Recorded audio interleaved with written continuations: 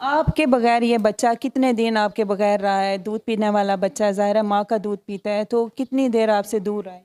2 रातें और 1.5 दिन। 2 रातें और 1.5 दिन। जी। क्या महसूस हुआ एक माँ होने के नाते? मुझे बहुत बहुत कमी महसूस हो रही, मुझे ऐसे लग रहा है जैसे घर में कोई है ही नहीं है।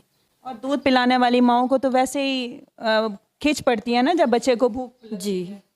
उस वक्त भी तकलीफ होती होगी जब इस बच्चे को भूख। जी, बहुत ज़्यादा तकलीफ़ हुई है मुझे। आपको था यकीन कि आपका बच्चा सही सलामत पुलिस वाले बाजियाब करा लेंगे? जी। यकीन था आपको? जी।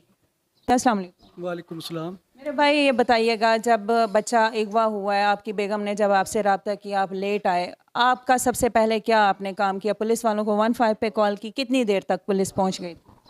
पुलिस वालों को फिर कितनी देर तक पुलिस आ गई थी? वो तकरीबन 10 से 15 मिनट में पुलिस आ गई थी। 10 से 15 मिनट। कुछ आपको शक था या बच्चों ने जैसे क्यूज़ दिए थे कि हमसाए जो आए हैं उसी हिसाब से फिर आपने